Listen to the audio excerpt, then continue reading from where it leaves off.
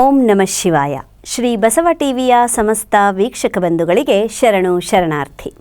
ಪ್ರಿಯ ವೀಕ್ಷಕರೇ, ಶ್ರೀ ಬಸವ ವಾಹಿನಿಯಲ್ಲಿ ಪ್ರಸಾರವಾಗುತ್ತಿರುವಂತಹ ಪ್ರತಿಯೊಂದು ಕಾರ್ಯಕ್ರಮಗಳನ್ನು ತಾವೆಲ್ಲರೂ ವೀಕ್ಷಣೆ ಮಾಡ್ತಾ ಇದ್ದೀರಾ. ಪ್ರತಿ ಕಾರ್ಯಕ್ರಮದಲ್ಲೂ ಒಂದೊಂದು ಮೌಲ್ಯವನ್ನು ಬಿತ್ತುವಂತಹ ಪ್ರಯತ್ನ ನಮ್ಮೆಲ್ಲ ಕಾರ್ಯಕ್ರಮಗಳಲ್ಲೂ ಮೂಡಿ ಬರ್ತಾ ಇದೆ. ಯಾಕಂದರೆ ಬಸವ ವಾಹಿನಿಯ ಉದ್ದೇಶವೇ ಸಂಸ್ಕಾರದ ಬೆಳಕನ್ನು ಎಲ್ಲೆಡೆ ಪಸರಿಸುವಂಥದ್ದು. ಹಾಗೆ ನಿಜ ದೈವದ ಪರಿಕಲ್ಪನೆಯನ್ನು ಎಲ್ಲರ ಮನಸ್ಸಿನಲ್ಲೂ ಬಿತ್ತಿ ಮೌಢ್ಯವನ್ನು ಒಡೆದೋಡಿಸುವಂತಹ ಕಾಯಕವನ್ನು ಮಾಡ್ತಾ ಇರುವಂಥದ್ದು. ಇಂತಹ ಸತ್ಕಾರ್ಯಕ್ಕೆ ತಮ್ಮೆಲ್ಲರ ಸಹಾಯ ಹಸ್ತ ಸಹಕಾರ ಸದಾ ಇರಬೇಕು ಅಂತ ಸವಿನಯವಾಗಿ ಪ್ರಾರ್ಥಿಸ್ತೀನಿ. ನಿಮ್ಮೆಲ್ಲರ ಸಹಕಾರದೊಂದಿಗೆ ಸಾಗ್ತಾ ಇರುವಂತಹ ಶ್ರೀ ಬಸವ ವಾಹಿನಿಯ ಕಾರ್ಯಕ್ರಮಗಳು ಯಶಸ್ವಿಯಾಗಲಿ, ಎಲ್ಲರ ಹೃದಯ ಸ್ಪರ್ಶಿಯಾಗಲಿ ಹಾಗೂ ಹೃದಯದಲ್ಲಿ ಮೌಲ್ಯಗಳ ಬೆಳವಣಿಗೆಯಾಗಲಿ. ಆ ಮೌಲ್ಯಗಳು ಸಂಸ್ಕಾರವಾಗಿ ಸಮಾಜವನ್ನು ಸಮಸಮಾಜವನ್ನಾಗಿಸಲಿ ಅಂತ ಬೇಡ್ಕೊಳ್ಳೋಣ. ಬನ್ನಿ, ಇಂದಿನ ಈ ಸಂಚಿಕೆಯಲ್ಲಿ ನಿಮಗಾಗಿ ಯಾವ ವಚನವನ್ನು ಹೊತ್ತು ತಂದಿದ್ದೇನೆ, ವಚನದಲ್ಲಿ ಅಡಗಿರುವಂತಹ ಅಂಶ ಯಾವುದು, ಮೌಲ್ಯ ಯಾವುದು, ಸಾರವೇನು ಅನ್ನೋದನ್ನು ಅರ್ಥೈಸಿಕೊಂಡು ಯಾವ ಒಂದು ಅಂಶವನ್ನು ನಾವು ನಮ್ಮ ಜೀವನಕ್ಕೆ ಅಳವಡಿಸ್ಕೊಳ್ಬೇಕು, ಅದರಿಂದ ಯಾವ ರೀತಿ ನಾವು ಸಮಾಜವನ್ನು ಸುಧಾರಣೆ ಮಾಡಬಹುದು ಅಥವಾ ನಮ್ಮ ಮಕ್ಕಳಲ್ಲಿ ಮೌಲ್ಯಗಳನ್ನು ಬೆಳೆಸಬಹುದು, ನಮ್ಮ ಮಕ್ಕಳನ್ನು ಸಂಸ್ಕಾರವಂತರನ್ನಾಗಿ ಮಾಡಬಹುದು ಅನ್ನೋದನ್ನು ನೋಡೋಣ. ನೋಡಿ, ನಮ್ಮ ಬಸವ ವಾಹಿನಿಯಲ್ಲಿ ಪ್ರಸಾರವಾಗುವಂತಹ ಪ್ರತಿ ಕಾರ್ಯಕ್ರಮದಲ್ಲೂ ಒಂದಲ್ಲ ಒಂದು ಮೌಲ್ಯವನ್ನು ತಾವು ಕಲಿತೀರ. ತಾವು ತಮ್ಮ ಜೀವನದಲ್ಲಿ ಅಳವಡಿಸಿಕೊಂಡು ತಮ್ಮ ಮಕ್ಕಳಲ್ಲೂ ಅದನ್ನು ಬೆಳೆಸಿದಾಗ ಮಾತ್ರ ಎಲ್ಲ ಕಡೆ ಅದು ಬೆಳೀಲಿಕ್ಕೆ ಸಾಧ್ಯ ಆಗುತ್ತೆ.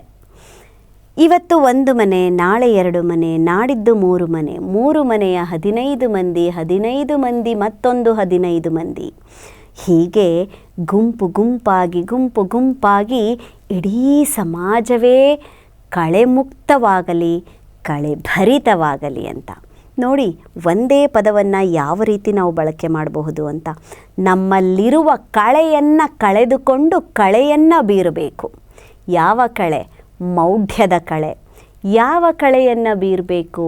ಶಿವಭಕ್ತಿಯ ಕಳೆಯನ್ನು ನಾವು ಮೆರೆಸಬೇಕು. ಆ ಶಿವಭಕ್ತಿಯ ಕಳೆ ನಮ್ಮ ಮೊಗದಲ್ಲಿ ಗೋಚರ ಆಗಬೇಕು ಅಂತ ಅಂದರೆ ನಮ್ಮ ಮನಸ್ಸು ಪರಿಶುದ್ಧವಾಗಿರಬೇಕು.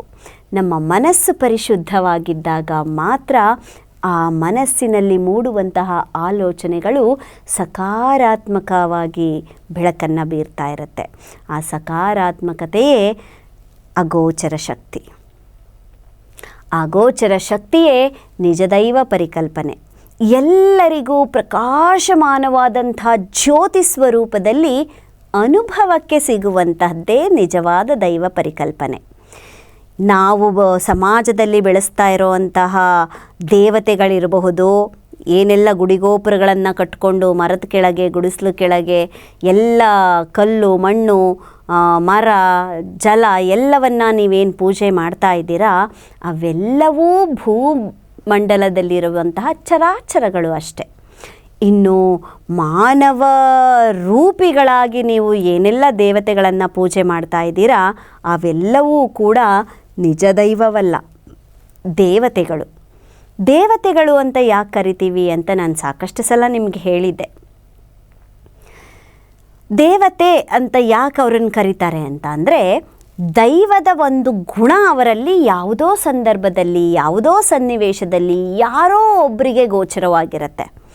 ಆಗ ಅವರು ಪರಮಾತ್ಮ, ದೇವ ಅಂತ ಕರೆದಿರ್ತಾರೆ. ಅಂತಹ ಸಹಕಾರ ಮನೋಭಾವ ಇರಬಹುದು, ಸದ್ಗುಣ ಇರಬಹುದು, ನಡೆ ನುಡಿ ಇರಬಹುದು.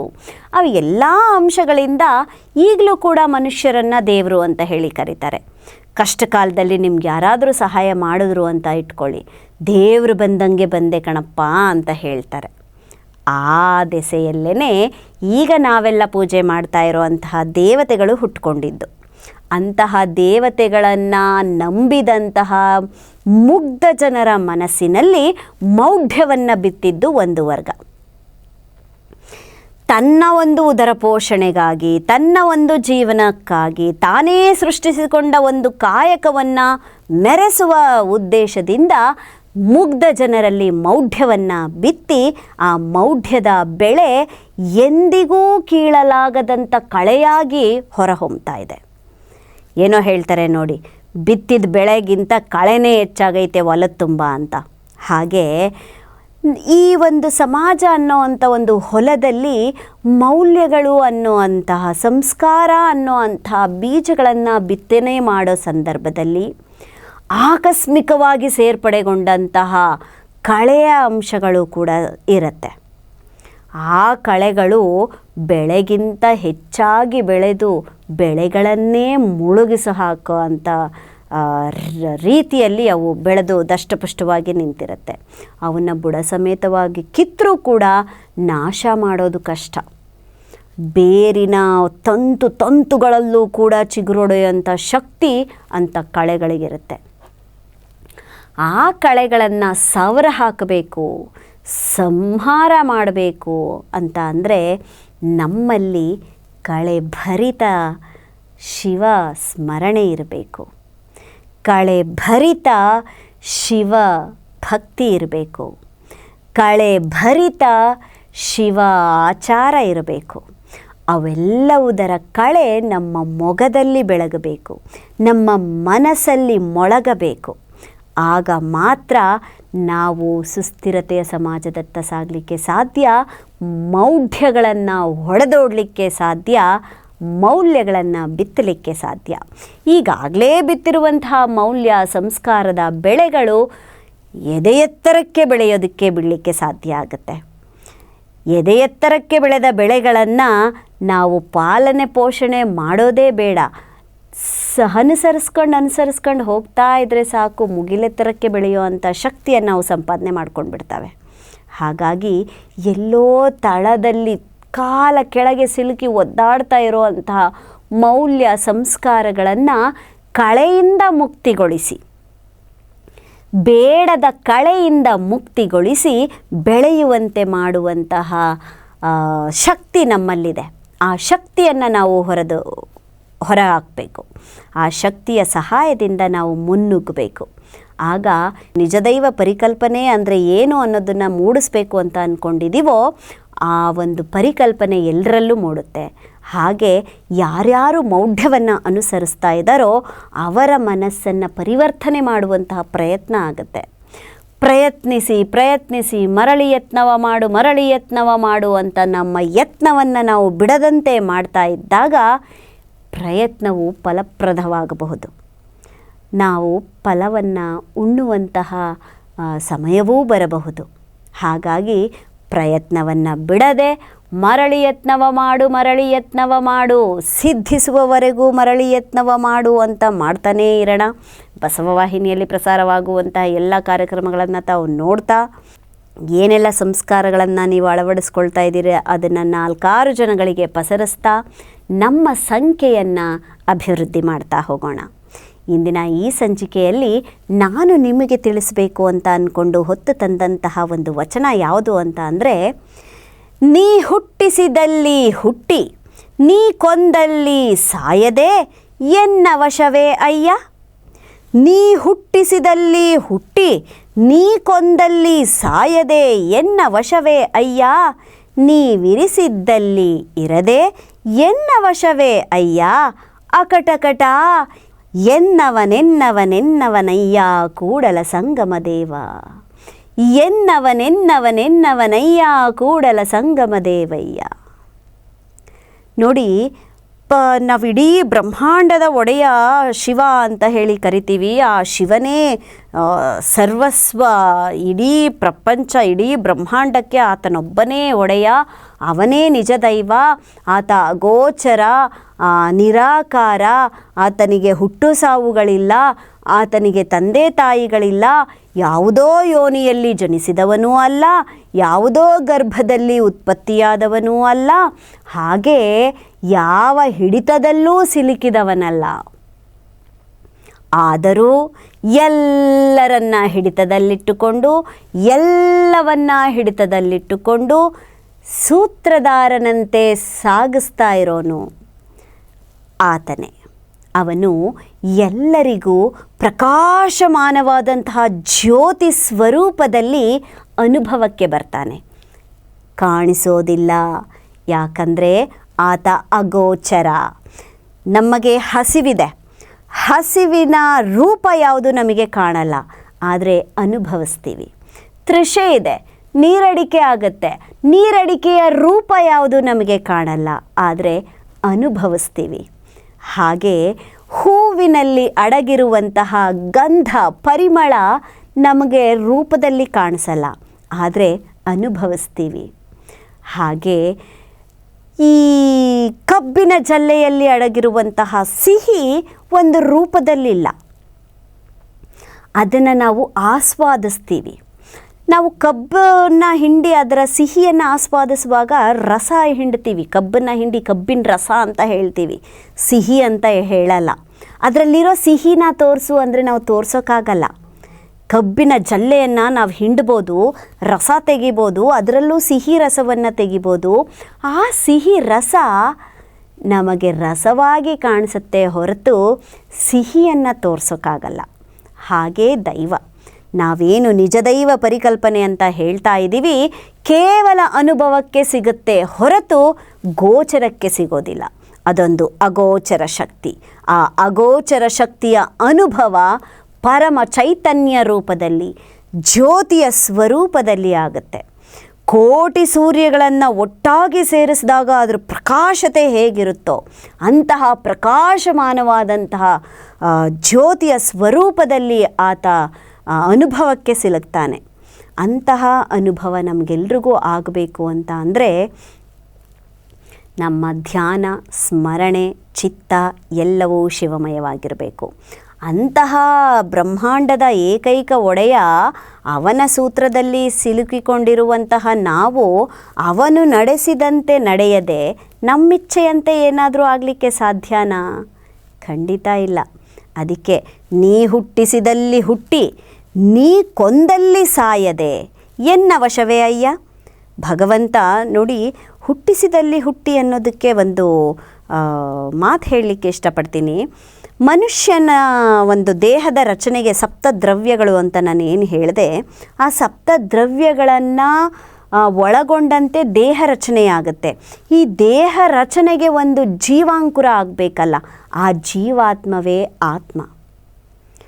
ಆ ಆತ್ಮಕ್ಕೆ ಸಂಸ್ಕಾರವಿದ್ದಾಗ, ಆತ್ಮಕ್ಕೆ ಮೌಲ್ಯ ಅಳವಡಿಕೆಯಾದಾಗ ನಮ್ಮ ದೇಹದ ನಡೆ ನುಡಿ ಒಂದೇ ಥರನಾಗಿರುತ್ತೆ. ಹಾಗಾಗಿ ನಮ್ಮ ಆತ್ಮಕ್ಕೆ ಸಂಸ್ಕಾರ ಬೇಕಾಗತ್ತೆ. ದೇಹಕ್ಕೆ ಸಂಸ್ಕಾರ ನಾವು ಹೇಗೆ ಕೊಡ್ತೀವೋ, ದೇಹ ಶುಚಿತ್ವವಾಗಿರಬೇಕು, ಹೀಗೇ ಇರಬೇಕು, ಅಲಂಕಾರ ಆಗಿರಬಹುದು ಅಥವಾ ಬಾಹ್ಯ ಸೌಂದರ್ಯ ಇರಬಹುದು, ಹೀಗೆ ದೇಹವನ್ನು ನಾವು ಯಾವ ರೀತಿ ನೋಡ್ಕೊಳ್ತೀವೋ ಆತ್ಮಕ್ಕೂ ಅದರದೇ ಆದಂಥ ಒಂದು ಸಂಸ್ಕಾರ ಇರುತ್ತೆ. ಆ ಸಂಸ್ಕಾರವನ್ನು ನಾವು ಕೊಡಬೇಕಾಗತ್ತೆ.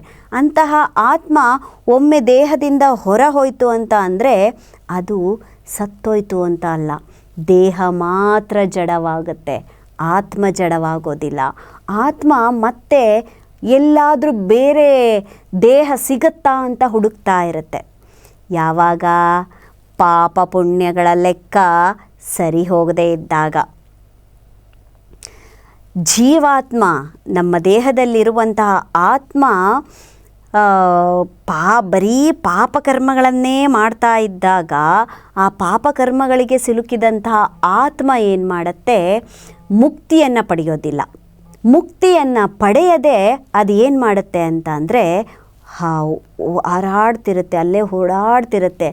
ಎಲ್ಲಿ ನನಗೆ ಮುಕ್ತಿ ಸಿಗುತ್ತೆ, ನಾನು ಎಂಥ ಕಾರ್ಯಗಳನ್ನು ಮಾಡಬೇಕು, ಯಾವ ದೇಹಕ್ಕೆ ಈಗ ಸೇರ್ಕೋಬೇಕು ಅಂತ ಓಡಾಡ್ತಾ ಇರುತ್ತೆ. ಆದರೆ ಆಯ್ಕೆ ಮಾತ್ರ ಅದರದ್ದಾಗಿರಲ್ಲ. ಯಾವುದ್ರದ್ದು ಆಯ್ಕೆ ಆಗಿರುತ್ತೆ? ಶಿವನ ಆಯ್ಕೆ. ನಿನ್ನ ಪಾಪ ಕರ್ಮಗಳು ಚುಪ್ತ ಆಗೋವರೆಗೂ ನಿನಗೆ ಮೋಕ್ಷ ದಯಪಾಲಿಸೋದಿಲ್ಲ, ಮೋಕ್ಷ ಲಭಿಸೋದಿಲ್ಲ. ನೀನು ಮುಕ್ತಿ ಹೊಂದಬೇಕು, ಈ ಒಂದು ಜೀವನದಿಂದ ನೀನು ಮುಕ್ತಿ ಹೊಂದಬೇಕು ಅಂತ ಅಂದರೆ ನಿನ್ನ ಪಾಪ ಕರ್ಮಗಳು ಕಳಿಬೇಕು. ಪಾಪ ಕರ್ಮಗಳು ಕಳೆದಾಗ ಮಾತ್ರ ನೀನು ಮುಕ್ತಿಯನ್ನು ಹೊಂದುತ್ತೀಯ. ಆಗ ನಿನಗೆ ಜೀವನ ಮುಕ್ತಿ ಸಿಗತ್ತೆ, ನಿನ್ನ ಆತ್ಮಕ್ಕೆ ಮುಕ್ತಿ ಸಿಗತ್ತೆ. ಅಲ್ಲಿವರೆಗೂ ನಿನ್ನ ಪಾಪಕರ್ಮಗಳು ಕಳೆಯೋವರೆಗೂ ಒಂದಲ್ಲ ಒಂದು ದೇಹವನ್ನು ನೀನು ಸೇರಿಕೊಳ್ತಾನೇ ಇರಬೇಕು.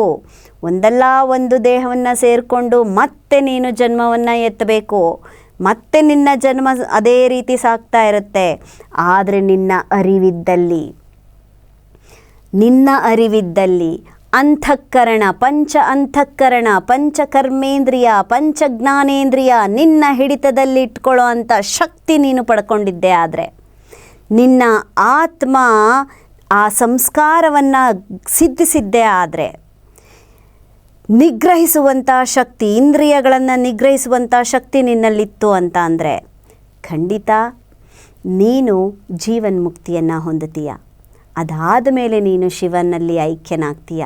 ಅಲ್ಲಿವರೆಗೂ ನಾನು ಯಾವ್ಯಾವ ದೇಹವನ್ನು ಪಿಂಡಗಳನ್ನು ತೋರಿಸ್ತೀನೋ ಆ ಪಿಂಡಗಳಿಗೆ ನೀನು ಪ್ರವೇಶ ಮಾಡಬೇಕಾಗತ್ತೆ. ನಿನ್ನ ಆತ್ಮ ಆ ಪಿಂಡಗಳಿಗೆ ಸೇರಿಕೊಂಡು ನೀನು ಮತ್ತೆ ಹುಟ್ಟಬೇಕಾಗತ್ತೆ ಅಂತ ನೋಡಿ. ಅದು ಕೂಡ ಶಿವನಿಚ್ಛೆ ಅಂತ. ಯಾವ ಪಿಂಡದಲ್ಲಿ ಆತ್ಮವನ್ನು ಸೇರಿಸ್ತಾನೋ ಆ ಪಿಂಡದಲ್ಲಿ ಸೇರಿಕೊಂಡು ದೇಹವನ್ನು ಸಪ್ತದ್ರವ್ಯಗಳಿಂದ ರಚನೆ ಮಾಡಿಕೊಂಡು ಆ ದೇಹದ ರಥದಲ್ಲಿ ಸಾರಥಿಯಾಗಿ ಆತ್ಮ ಸಾಕಬೇಕಾಗತ್ತೆ. ಅವನು ಯಾವ ಒಂದು ಪಿಂಡಕ್ಕೆ ನಮ್ಮನ್ನು ಆ ಆತ್ಮವನ್ನು ಸೇರಿಸ್ತಾನೋ ಅಲ್ಲೇ ನಮ್ಮ ಹುಟ್ಟು, ಅದೇ ನಮ್ಮ ಜನನ. ಎಲ್ಲಿ ನಮ್ಮ ಸಾವು ಆಗಬೇಕು ಅಂತ ಇರುತ್ತೋ ಅದೇ ನಮ್ಮ ಅಂತ್ಯ, ಅದೇ ನಮ್ಮ ಸಾವು. ಅದು ನಮ್ಮ ಇಚ್ಛೆಗೆ ತಕ್ಕಂತೆ ಬರುವುದಿಲ್ಲ ಅನ್ನೋದನ್ನು ಇಲ್ಲಿ ಕೂಡಲ ಸಂಗಮ ದೇವನ ಪ್ರಿಯ ಭಕ್ತ ಅಂತ ಏನು ಬಸವಣ್ಣನವರು ಯಾವಾಗಲೂ ತಮ್ಮ ವಚನದಲ್ಲಿ ಕೂಡಲ ಸಂಗಮನ ನೆನಪು ಮಾಡ್ಕೋತಾರೋ ಆ ಕೂಡಲ ಸಂಗಮನನ್ನು ನೆನೆದು ಇದನ್ನು ಹೇಳ್ತಾ ಇದ್ದಾರೆ. ನೀವಿರಿಸಿದಲ್ಲಿ ಇರದೆ ಎನ್ನ ವಶವೇ ಅಯ್ಯ. ಈ ಜೀವನ ಅನ್ನೋದನ್ನು ಕೊಟ್ಟೆ, ಆತ್ಮವನ್ನು ಯಾವುದೋ ಪಿಂಡದಲ್ಲಿ ಇಟ್ಟೆ, ಯಾವುದೋ ಜನನ ಆಯಿತು, ಎಲ್ಲೋ ಜನನ ಆಯಿತು, ಯಾರೊಟ್ಟಿಗೋ ಜನನ ಆಯಿತು. ನೀನು ಎಲ್ಲಿ ಇರಬೇಕು ಅಂತ ಇಟ್ಟಿದೆಯೋ ಅಲ್ಲಿ ಇರಬೇಕು, ಹೇಗಿರಬೇಕು ಅಂತ ಇಡ್ತೀಯೋ ಹಾಗಿರಬೇಕು, ಹೇಗೆ ಜೀವನವನ್ನು ಮಾಡಬೇಕು ಅಂತ ನಿನ್ನ ಇಚ್ಛೆ ಇರುತ್ತೋ ಹಾಗೆ ನಾನು ಜೀವನವನ್ನು ಸಾಗಿಸಬೇಕು. ಅರಸನಾಗಿಯೋ, ಆಳಾಗಿಯೋ, ಗುಲಾಮನಾಗಿಯೋ, ಗುರುವಾಗಿಯೋ ಯಾವ ರೀತಿ ನೀನು ನನ್ನನ್ನು ನಡೆಸ್ಕೊಂಡು ಹೋಗ್ತೀಯ ನನಗೆ ಗೊತ್ತಿಲ್ಲ. ಆದರೆ ನೀನಿಟ್ಟಂತೆ ನಾನಿರಬೇಕೇ ವಿನಃ ನನ್ನಿಚ್ಛೆಯಂತೆ ಏನಾದರೂ ನಡೆಯುತ್ತಾ ಶಿವ? ಖಂಡಿತ ಇಲ್ಲ. ಹಾಗೇನಾದರೂ ನಾನು ಬಯಸಿದ್ದೇ ಆಯಿತು ಅಂದರೆ ಕಟಕಟ ಶಿವ ಅದನ್ನು ಭ್ರಮಿಸೋದಕ್ಕೂ ಸಾಧ್ಯ ಇಲ್ಲ, ಕಲ್ಪನೆ ಮಾಡಲಿಕ್ಕೂ ಸಾಧ್ಯ ಇಲ್ಲ. ನಾನೇನಾದರೂ ಹಂಗೆ ಕಲ್ಪನೆ ಮಾಡಿಕೊಂಡ್ರೆ ನನ್ನನ್ನು ಏನೇನಂತ ಎಲ್ಲ ಕರಿಬೋದಪ್ಪ ಶಿವ. ಖಂಡಿತ ಅದು ಸಾಧ್ಯ ಇಲ್ಲ. ನನ್ನ ಹುಟ್ಟು, ನನ್ನ ಸಾವು, ನನ್ನ ಇರುವಿಕೆ, ನನ್ನ ಜೀವನ ಎಲ್ಲವೂ ನಿನ್ನ ಹಿಡಿತದಲ್ಲಿದೆ. ಸರ್ವಸ್ವವೂ ಶಿವಮಯ, ಬ್ರಹ್ಮಾಂಡವೇ ಶಿವಮಯ, ಬ್ರಹ್ಮಾಂಡದೊಡೆಯನೇ ಶಿವ, ನಿಜ ದೈವ ಅವನೊಬ್ಬನೇ ಈ ಇಡೀ ಬ್ರಹ್ಮಾಂಡದ ಸೂತ್ರಧಾರ ಅಂತ ನಾವೆಲ್ಲರೂ ನಂಬಿರುವಾಗ, ಅವನು ನಡೆಸಿದಂತೆಯೇ ನಾವೆಲ್ಲರೂ ಪಾತ್ರಧಾರರಾಗಿ ನಡೀತಿದ್ದೀವಿ ಅಂತ ಅಂದಾಗ ನನ್ನಿಚ್ಛೆಯಂತೆ ಏನಾದರೂ ನಡಲಿಕ್ಕೆ ಸಾಧ್ಯ ಇದೆಯಾ? ಖಂಡಿತ ಇಲ್ಲ. ನಾನು ಎಲ್ಲಿ ಹುಟ್ಟಬೇಕು, ಎಲ್ಲಿ ಸಾಯಬೇಕು, ಯಾವ ರೀತಿಯ ಜೀವನವನ್ನು ನಡೆಸಬೇಕು ಅದಷ್ಟು ಪೂರ್ವ ಯೋಜಿತ ಶಿವನಲ್ಲಾಗಿರುತ್ತೆ. ಹಾಗಾಗಿ ಅವನ ಆಣತಿ ಹೇಗೆಲ್ಲ ಇರುತ್ತೋ ಹಾಗೆ ನಮ್ಮ ಜೀವನವನ್ನು ಸಾಗಿಸ್ತಾ ಹೋಗಬೇಕಾಗತ್ತೆ. ಒಂದು ಮಗು ಹುಟ್ಟಿದಾಗ ವ್ಯಥೆ ಪಡ್ತಾ ಇರುತ್ತಂತೆ. ಛೇ ಎಂತಹ ಕುಟುಂಬದಲ್ಲಿ ನಾನು ಜನ್ಮವನ್ನು ಎತ್ತಿದ್ದೀನಿ, ಇನ್ನೂ ಬಡಸ್ತನದಲ್ಲೇ ಇರುವಂಥ ಜನ್ಮದಲ್ಲಿ ನಾನು ಹುಟ್ಟುಬಿಟ್ನಲ್ಲ, ಜನ್ಮ ತಾಳ್ಬಿಟ್ನಲ್ಲ, ಈ ಬಡವರ ಕುಟುಂಬದಲ್ಲಿ ನಾನು ಯಾಕೆ ಜನ್ಮ ತಾಳದೆ ಅಂತ ಯೋಚನೆ ಬರುತ್ತಂತೆ ಮಗುಗೆ. ಯಾಕೆ ಅಂದರೆ ಅದಕ್ಕೆ ಆತ್ಮ ಏನು ಸೇರಿಕೊಂಡಿರುತ್ತೆ, ಆ ಆತ್ಮದಲ್ಲಿ ಒಂದು ಜ್ಞಾನ, ಆತ್ಮಕ್ಕೆ ಯಾವುದೋ ಕೆಲವೆಲ್ಲ ಈ ಮೆಮೊರಿ ಚಿಪ್ ಥರ, ಈ ಮೊಬೈಲ್ಗಳಿಗೆ ಹಾಕಿರೋವಂಥ ಮೆಮೊರಿ ಚಿಪ್ ಹೇಗೆ ಒಂದು ಸಲ ಎರರ್ ಆಗೋಗ್ಬಿಡುತ್ತೋ, ರೀಸ್ಟಾರ್ಟ್ ಕೊಟ್ಟಾಗ ಅಥವಾ ಫ್ಲ್ಯಾಶ್ ಮಾಡಿದಾಗ ಎರರ್ ಆಗೋಗ್ಬಿಡುತ್ತೋ, ಹಾಗೆ ಈ ಆತ್ಮ ಒಂದು ದೇಹದಿಂದ ಆಚೆ ಬಂತು ಅಂತ ಅಂದರೆ ಆ ದೇಹದೊಟ್ಟಿಗೆ ನಡೆದಂತಹ ಏನೆಲ್ಲ ವಿಚಾರಗಳಿರಬಹುದು, ಅವೆಲ್ಲವೂ ಕೂಡ ಮರ್ತು ಹೋಗ್ಬಿಡುತ್ತೆ. ಯಾವುದೋ ಎಲ್ಲೋ ಒಂದೊಂದು ಆತ್ಮಗಳಲ್ಲಿ ಸ್ವಲ್ಪ ಪ್ರಜ್ಞೆ ಹಾಗೆ ಇರುತ್ತೆ ಅಂತ, ಆ ಒಂದು ಮೆಮೊರಿ ಸ್ವಲ್ಪ ಹಾಗೆ ಉಳ್ಕೊಂಡಿರುತ್ತೆ ಅಂತ. ಇದ್ರ ಬಗ್ಗೆ ನಾವು ಮಾತಾಡ್ತಾ ಹೋಗಬೇಕು ಅಂದರೆ ಸಾಕಷ್ಟು ಸಮಯವೇ ಬೇಕಾಗುತ್ತೆ. ಬರೀ ಆತ್ಮದ ಬಗ್ಗೆಯೇ ನಾವು ಒಂದಷ್ಟು ಸಂಚಿಕೆಗಳನ್ನು ಮಾಡಬೇಕಾಗಿ ಬರುತ್ತೆ. ಯಾಕೆ ಅಂದರೆ ಆತ್ಮದ ಅಧ್ಯಯನವೇ ಆಗಿದೆ. ನೋಡಿ, ನಾವಿವಾಗ ಪಿತೃಪಕ್ಷ ಅಂತ ಮಾಡ್ತಾ ಇರ್ತೀವಿ. ಈಗಲೂ ಕೂಡ ಪ್ರತಿ ಮಹಾಲಯ ಅಮಾವಾಸ್ಯೆ ಶುರುವಾಯಿತು ಅಂತ ಅಂದರೆ ಪಿತೃಪಕ್ಷ ಮಾಡೋ ಅಂಥ ಆಚರಣೆ ಇರುತ್ತೆ. ಒಂದು ದೇಹವನ್ನು ಆಳಿದಂತಹ ಆತ್ಮ ಆ ದೇಹದ ಅಂತ್ಯವಾದಾಗ ಮತ್ತೊಂದು ಆತ್ಮಕ್ಕೆ ಸೇರಿಕೊಂಡಿರುತ್ತೆ. ಮತ್ತೊಂದು ಆತ್ಮಕ್ಕೆ ಸೇರಿಕೊಂಡು ಜನ್ಮ ತಾಳಿದಾಗ ಇಲ್ಲಿ ಆ ವ್ಯಕ್ತಿ ಸತ್ತಂತೆ ಅಂತ ಭಾವಿಸಿರ್ತಾರೆ ಆ ಕುಟುಂಬದವರು. ಆದರೆ ಇನ್ನೆಲ್ಲೋ ಆತ ಅದೇ ಒಂದು ವಂಶಸ್ಥರಿಗೆ ಸೇರಿದಂಥ ಕುಟುಂಬದಲ್ಲಿ ಅವನು ಜನಿಸಿದ್ದಾನೆ ಅಂತ ಅಂದರೆ ನೀವು ಕಲ್ಪನೆ ಮಾಡ್ಕೊಳ್ಬೇಕು ಅದನ್ನು. ನೋಡಿ, ಆ ವ್ಯಕ್ತಿಗೆ ಒಂದು ಕುಟುಂಬ, ಒಂದು ವಂಶ ಅಂತ ತಗೊಂಡಾಗ ಆ ವಂಶದಲ್ಲಿ ಸಾಕಷ್ಟು ಕುಟುಂಬಗಳಿರುತ್ತೆ. ಅಣ್ಣನ ಮಕ್ಕಳು, ತಮ್ಮನ ಮಕ್ಕಳು, ಅಕ್ಕನ ಮಕ್ಕಳು, ತಂಗಿ ಮಕ್ಕಳು, ಅತ್ತೆ ಮಕ್ಕಳು, ಹೀಗೆ ಸಾಕಷ್ಟು ಕುಟುಂಬಗಳಿರುತ್ತೆ. ಅಲ್ಲಿ ಈಗ ಅಣ್ಣನ ಕುಟುಂಬದಲ್ಲಿದ್ದಂಥ ಒಬ್ಬ ವ್ಯಕ್ತಿ ತೀರ್ಕೊಂಡು ಹೋದ ಅಂತ ಅಂದರೆ ಆತ ಆ ದೇಹದಿಂದ ಆತ್ಮ ಹೊರ ಬಂದಾಗ ಆ ಆತ್ಮ ತಮ್ಮನ ಒಂದು ಕುಟುಂಬದಲ್ಲಿ ಇರೋವಂಥ ಒಂದು ಸದಸ್ಯರ ಗರ್ಭದಲ್ಲಿ ಆತ ಮತ್ತೊಮ್ಮೆ ಹುಟ್ಟುತ್ತಾನೆ ಅಂತ ಅಂದಾಗ ಎಲ್ಲ ಬಂಧು ಬಳಗಗಳು ಸೇರಿಕೊಂಡು ಪಿತೃಪಕ್ಷವನ್ನು ಮಾಡೋವಂಥ ಸಂದರ್ಭದಲ್ಲಿ ಈತ ತನ್ನ ಅಣ್ಣನ ಕುಟುಂಬದಲ್ಲಿ ಒಬ್ಬ ಸದಸ್ಯ ಸತ್ತಿರ್ತಾನಲ್ಲ, ಆತನಿಗೆ ಪಿತೃಪಕ್ಷದಲ್ಲಿ ಪಿಂಡ ಪ್ರದಾನ ಮಾಡ್ತಾ ಇರ್ತಾನೆ. ಹಿರಿಯರಿಗೆ ಎಡೆ ನೈವೇದ್ಯ ಮಾಡ್ತಾ ಇದ್ದೀವಿ ಅಂತ ಹೇಳಿ ಪಿತೃಪಕ್ಷವನ್ನು ಆಚರಣೆ ಮಾಡ್ತಾ ಇರ್ತಾನೆ. ತಮ್ಮನ ಕುಟುಂಬವನ್ನು ಕರೆದಿರ್ತಾನೆ. ತಮ್ಮನ ಕುಟುಂಬದಕ್ಕೆ ಹೊಸದಾಗಿ ಸೇರ್ಪಡೆಯಾದಂಥ ಸದಸ್ಯ ಒಂದು ಮಗು ಹುಟ್ಟಿರುತ್ತೆ ಅಂತ ಅಂದಾಗ ಆ ಮಗುವಿನ ಆತ್ಮ ಯಾವುದಾಗಿರುತ್ತೆ? ಅಣ್ಣನ ಕುಟುಂಬದಲ್ಲಿ ಒಬ್ಬ ಸದಸ್ಯ ಸತ್ತೋಗಿರ್ತಾನಲ್ಲ ಅವನ ಆತ್ಮ. ಸೊ ಅದೇ ಆತ್ಮ ಏನು ಮಾಡುತ್ತೆ, ಇಲ್ಲಿ ಬಂದು ತನಗೆ ತಾನೇ ಪಿಂಡ ಪ್ರದಾನ ಮಾಡಿಕೊಳ್ಳೋ ಹಾಗೆ. ಈಗ ನಾವು ನಮ್ಮನ್ನು ನೆನಪು ಮಾಡ್ಕೋಬೇಕಾಗತ್ತೆ. ನಾನು ಯಾವುದೋ ಒಂದು ದೇಹದಲ್ಲಿ ಇದ್ದಂಥ ಆತ್ಮ ಆ ದೇಹವನ್ನು ಬಿಟ್ಟು ಬಂದು ಈ ದೇಹದಲ್ಲಿ ಸೇರ್ಕೊಂಡಿದ್ದೀನಿ ಅಂತ ಅಂದಾಗ, ನಾನು ಪಿತೃಪಕ್ಷವನ್ನು ಮಾಡ್ತಾ ಇದ್ದೀನಿ ಅಂತ ಅಂದಾಗ, ಯಾರ್ದೋ ಮನೆಗೆ ಹೋಗಿ ನಾನು ಯಾವುದೋ ಪಿತೃಪಕ್ಷ ಸಮಾರಂಭವನ್ನು ನಾನು ಆಚರಣೆ ಮಾಡ್ತಾ ಅವ್ರ ಜೊತೆಯಾಗಿ ಸಹಭಾಗಿಯಾದಾಗ ನನ್ನ ಆತ್ಮಕ್ಕೆ ನಾನೇ ಪಿಂಡವನ್ನು ಪ್ರದಾನ ಮಾಡಿಕೊಂಡಾಗ ಆಗಲ್ವಾ ಅನ್ನೋ ಯೋಚನೆ ನಮಗೆ ಬರುತ್ತೆ. ನೋಡಿ, ಈ ಕಲ್ಪನೆ ಅನ್ನೋದೇನಿದೆ, ಈ ಕಲ್ಪನೆಯೇ ಒಂದು ಹಾಸ್ಯಾಸ್ಪದ ಅನ್ನಿಸ್ತಿದೆ. ಈ ಪಿತೃಪಕ್ಷ ಆಚರಣೆಯು ಕೂಡ ಮೌಢ್ಯದಲ್ಲಿ ಬಂದಂಥ ಒಂದು ಆಚರಣೆ. ಸತ್ತವರಿಗೆ ಎಡೆ ಇಟ್ಟಾಗ ಬಂದು ತಿಂದ್ಕೊಂಡು ಹೋಗ್ತಾರೆ. ನೀವೆಲ್ಲ ಭಕ್ಷ್ಯ ಭೋಜನಗಳನ್ನು ಮಾಡಬೇಕು, ಅವರಿಗೆ ಇಷ್ಟವಾದಂಥ ತಿನಿಸುಗಳನ್ನೇ ಮಾಡಿ ಬಡಿಸಬೇಕು ಅಂತ ಕತೆಗಳನ್ನು ಕಟ್ಟಿರ್ತಾರೆ. ಆದರೆ ಆ ಸತ್ತೋದಂಥ ಆತ್ಮ ಯಾವ ರೀತಿ ಬಂದು ತಿನ್ನುತ್ತೆ ಅನ್ನೋದು ಇಲ್ಲಿ ನಾವು ಆಲೋಚನೆ ಮಾಡಬೇಕಾಗಿರೋದು. ಈ ಆತ್ಮ, ನಾನು ಏನು ಹೇಳಿದೆ, ಒಂದು ದೇಹದಿಂದ ಹೋಗಿ ಮತ್ತೊಂದು ಆತ್ಮವನ್ನು ಸೇರಿಕೊಂಡು ಈ ರೀತಿ ಬಂದು ನನ್ನ ಆತ್ಮಕ್ಕೆ ನಾನೇ ಪಿಂಡ ಪ್ರದಾನ ಮಾಡಿಕೊಂಡು ನಾನೇ ಆ ನೈವೇದ್ಯವನ್ನು ಊಟ ಮಾಡ್ದಂಗೆ ಆಗುತ್ತಲ್ಲ, ಆ ರೂಪದಲ್ಲಿ ಏನಾದರೂ ಅವರು ಮಾಡಿದ್ರ ಎಂತಹ ಒಂದು ದ್ವಂದ್ವ ಮೂಡುತ್ತೆ ನೋಡಿ ಮನಸ್ಸಲ್ಲಿ. ಹಾಗಾಗಿ ಕೆಲವೊಂದು ಆಚರಣೆಗಳನ್ನು ನಾವು ಕೂಲಂಕುಷವಾಗಿ ಆಲೋಚನೆ ಮಾಡಬೇಕು, ವೈಜ್ಞಾನಿಕವಾಗಿ ಚಿಂತನೆಯನ್ನು ಮಾಡಬೇಕು.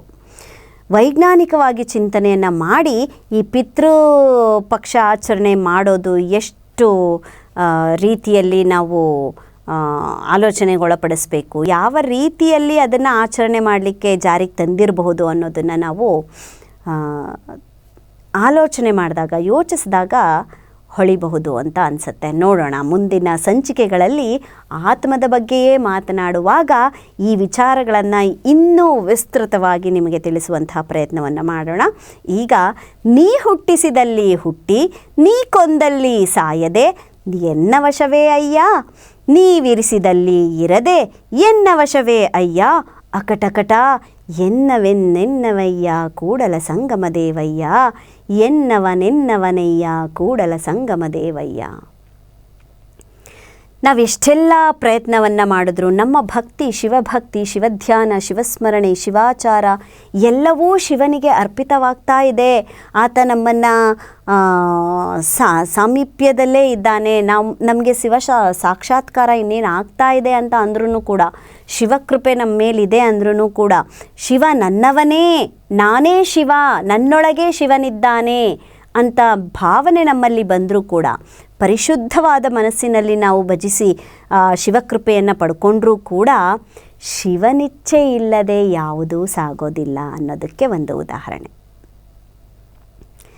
ನಾನು ಶಿವನಿಗೆ ಪ್ರಿಯನಾಗ್ಬಿಟ್ಟಿದ್ದೀನಿ, ನಾನು ಇನ್ಮೇಲೆ ಈ ಥರ ರಾಜನಾಗೇ ಇರಬೇಕು ಅಥವಾ ಐಷಾರಾಮಿ ಜೀವನವನ್ನೇ ನಾನು ಬದುಕಬೇಕು ಅಂತ ಏನಾದರೂ ಕೇಳಿಕೊಂಡ್ರೆ ಶಿವ ಅದನ್ನು ಕರುಣಿಸ್ತಾನ?